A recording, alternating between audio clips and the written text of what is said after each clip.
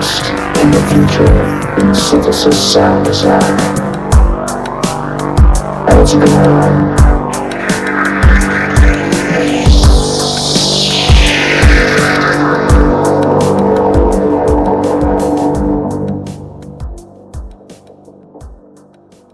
Let's go.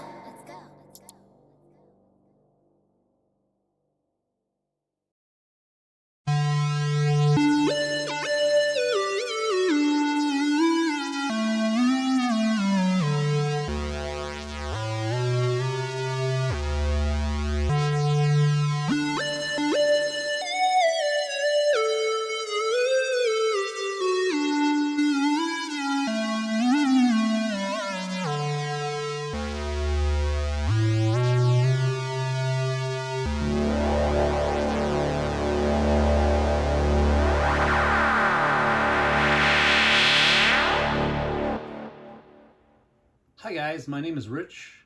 1986 I was the president of Alticon Technologies, and I started designing sounds for synthesizers back then. And it started off when actually my early years, when I was 10 years old. Synthesis, I saw this magazine called Science in 1969. And I opened it and I saw an interesting picture in here, and it was Bob Moog with the Moog 55. I was really intrigued at the time, but nothing happened after that until I heard this song from ELP, Emerson, Lake and Palmer, Lucky Man. When I heard that synthesizer, I'll never forget the first time I heard it, and it blew me away. And ever since then, I've been designing synthesizer sounds, writing songs, and having fun with this cool technology. So with the introduction of the Ensoniq ESQ1, at the time I was programming sounds for the Yamaha DX7, DX21, and I saw the ESQ and I was blown away by it, and I started writing patches for it. That got me to write this book, the Ensoniq ESQ1 Bible, a programmer's reference guide. And inside the reference guide, I covered patches, 40 patches, and I detail it on how the oscillator affects the envelope generator and the filters and the LFOs, and which waveform you want to create for a specific sound. So what I'm going to do, we're going to go right into I don't have a Ensoniq ESQ1 anymore, but what I do have is an Arturia SQ80, which is identical. I met a guy online who wanted my book, and I said, well, take this sound and plug it into your Ensoniq and send me the output. And I did the same sound on the Arturia's VST, and the sound came out identical. I'm blown away by the accuracy of it. And I'm going to go over this sound, and we're going to compare it right inside the computer. And I'm going to teach you guys some cool stuff that I learned by myself. And nobody else to train me, because there was no schooling that taught you how to program synthesizers at the time. I designed this little baby, which was 640 sounds. I wrote, and that was the EEPROM that was on there, and you could hit a button on here, and that would give you a full bank of sounds. I still have a few of these left. But we're going to go right into this now and start from scratch, and then start a knit sound and see how it comes out. Hi guys. I'm back from 1987. I'm getting ready to retire soon, and I'm going to go back to where I left off 38 years ago. Shout out first for Matt in Australia, who's been encouraging me to get some videos out on sound design. Matt, thanks, man, and I'm glad that drive you got from me 30 years ago still works today.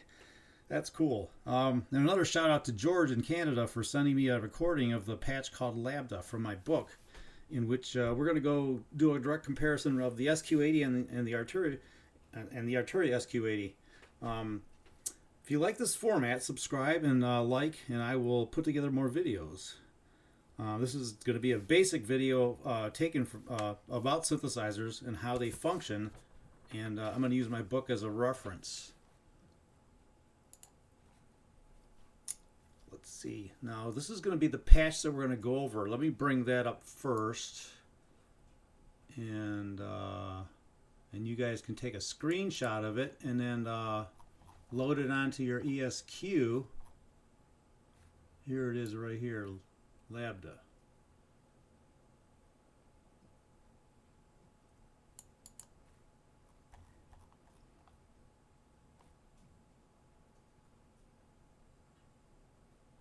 Okay, let's go back to the basics.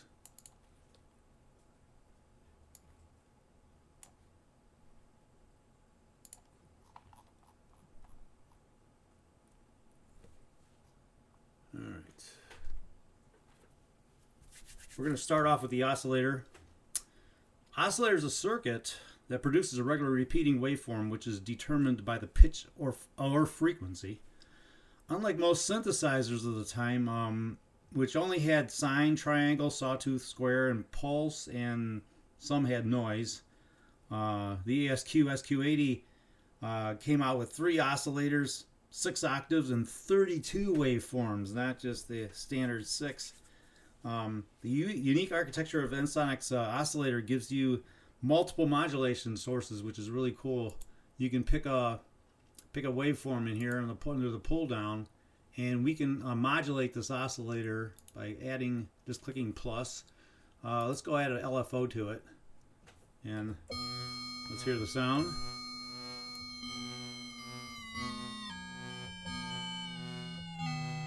It's dropping the frequency.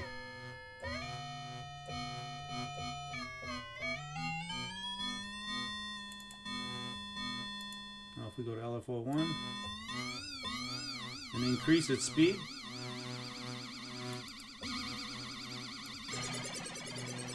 we can saturate it.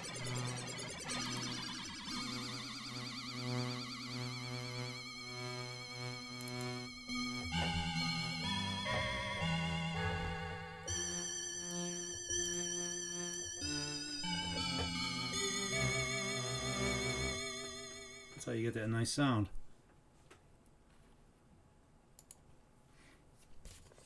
Now, if we were to add an envelope generator to this instead of an LFO, let's try that out. Add envelope 2. Yeah, let's try 2.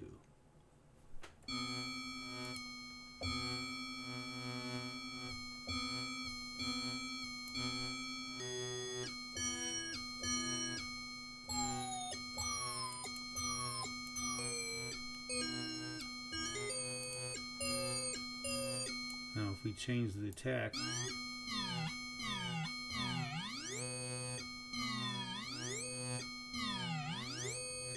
that's pretty cool right there.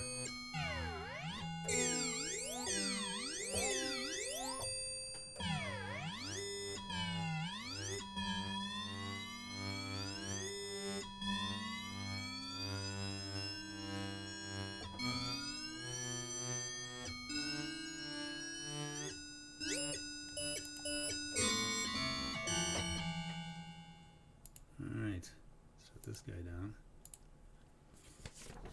Alright, let's get into the amplifier next. The amplifier controls the amplitude or volume of the oscillator. It's a simple output circuit that changes an exact proportion to that of the input voltage. So the basically voltage out equals gain times voltage in. The ESQ has 6 active controls on the amplifier stage. Let's go in there and attach something to it. Oh, there's already a LFO in here.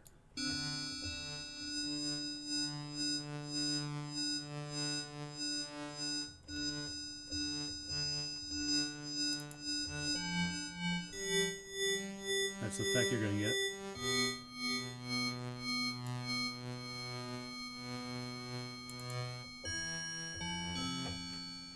Now, if an envelope generator is used as a modulation source, the envelope depth will have an effect on the total volume.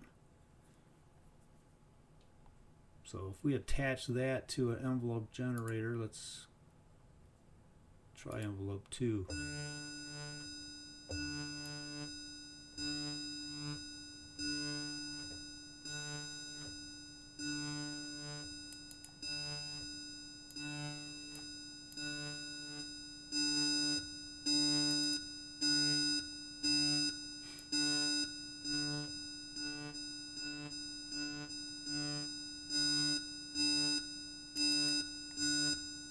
Totally different than the filter. Turn that guy off. When 3 oscillators are used, it's easy to overload the output.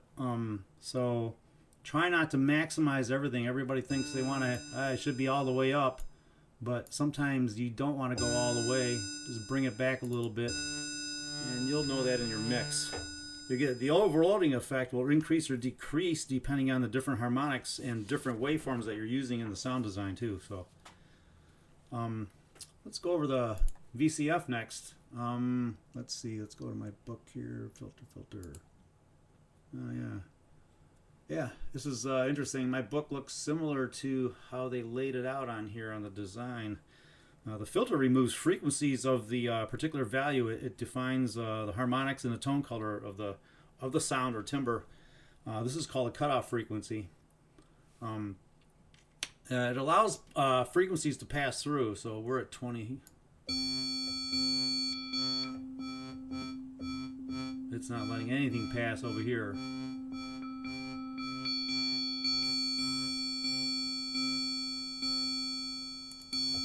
Back. The ESQ's filter is a low-pass filter, basically. There are other filters that are out there, band pass, high pass. I personally prefer using the low pass for all my designs. It's pretty cool, and it's very versatile. Let's go add a modulation source in here. Let's see what we can add here to change things up.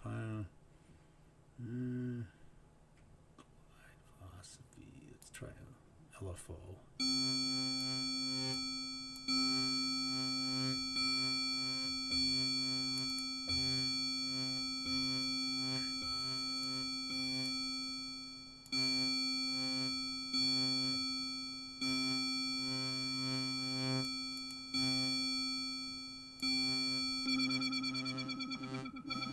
That's where you can really hear right there.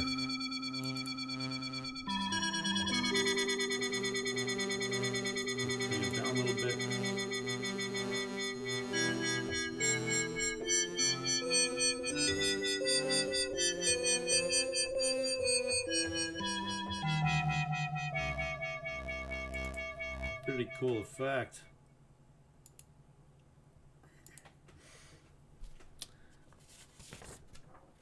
Resonance over here on the right. Let's bring this guy back to around 20.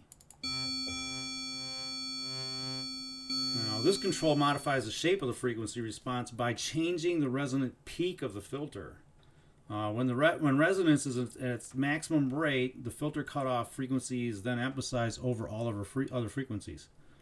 The resonance control does not increase the amplitude of harmonics near the cutoff frequency. It steepens the slope above the cutoff frequency and emphasizes these harmonics by reducing the amplitude of harmonics below the cutoff frequency. Let's see.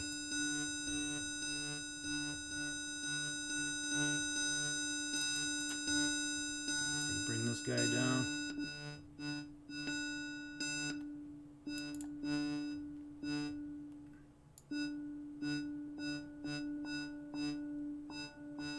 That's a cool effect right there. Look at that.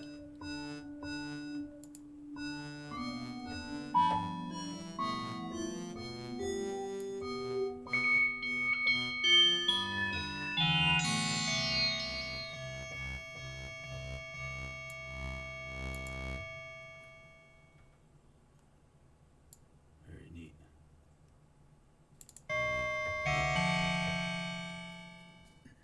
So the frequency sets the level of the cutoff frequency, and basically it brightens up the sound or dulls the sound. There's the LFOs section, there's 3 LFOs in the synthesizer, and they all contain 15 modulation sources, which is pretty cool. You can add another source to the LFO, modify it. It's like it's not doing enough. The LFO of the ESQ is used for regular cyclic modulation of DCO pitch and VCF cutoff frequencies.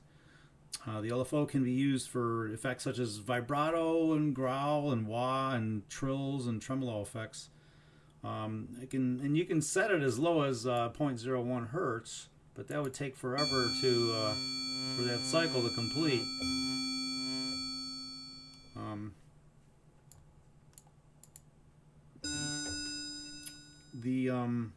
To fatten up string sounds, I use LFOs, apply those LFOs to filters and to oscillators to really make the string sound and brass sounds really thicken up.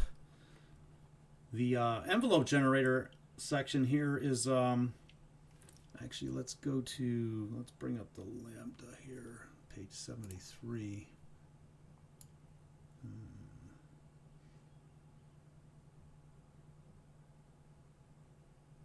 Doing this live.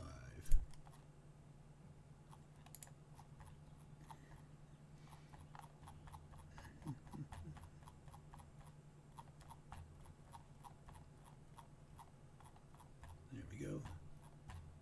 All right.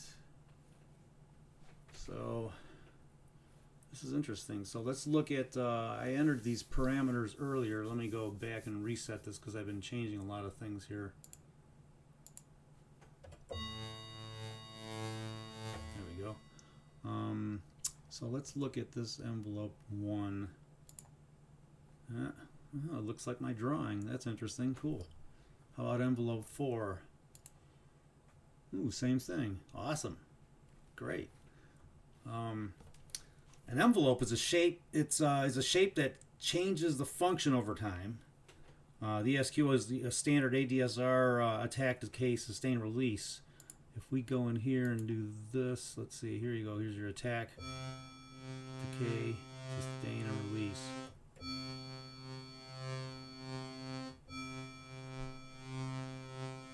So basically, the envelope takes a waveform and it stretches it out like a sustain of a piano, or it shortens it like a marimba. If you bring that, like we did that earlier, we can go to level 2 here. We can.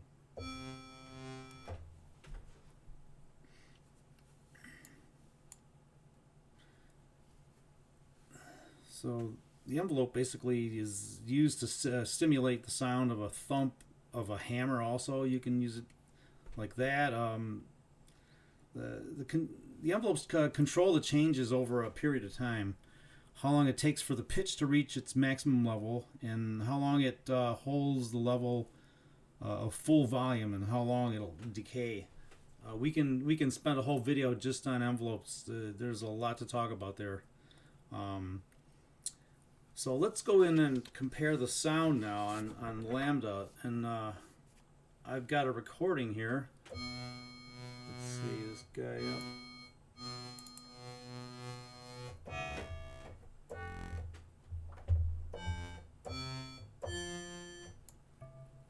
Let's try this out. Here's the original recording.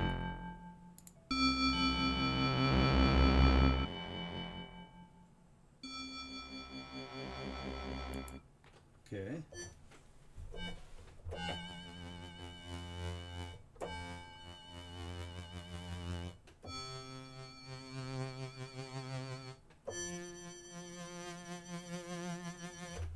Almost identical. It just depends on how you're going to hold the modulation wheel down.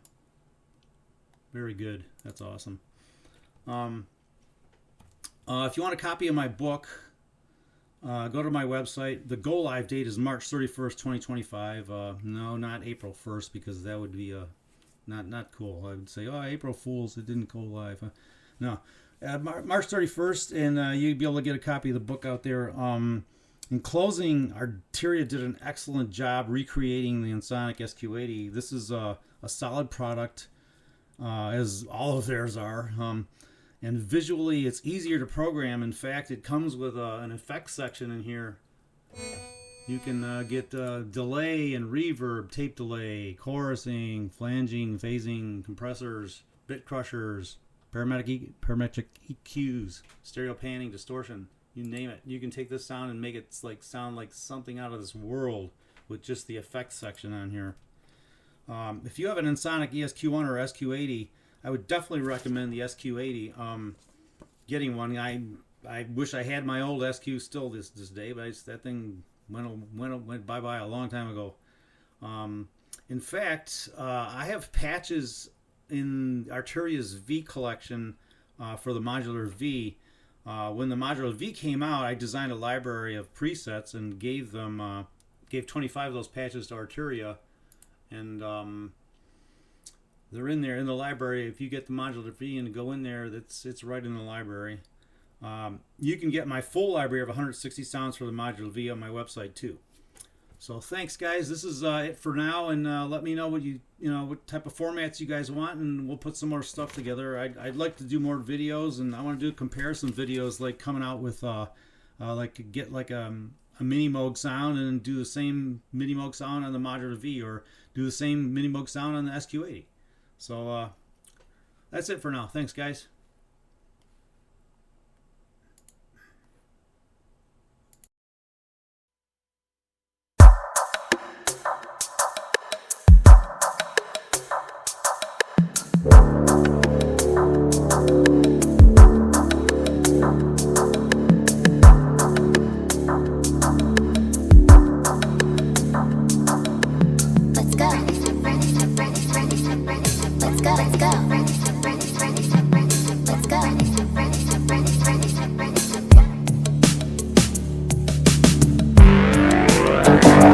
In the future, synthesis sound design. Ultimate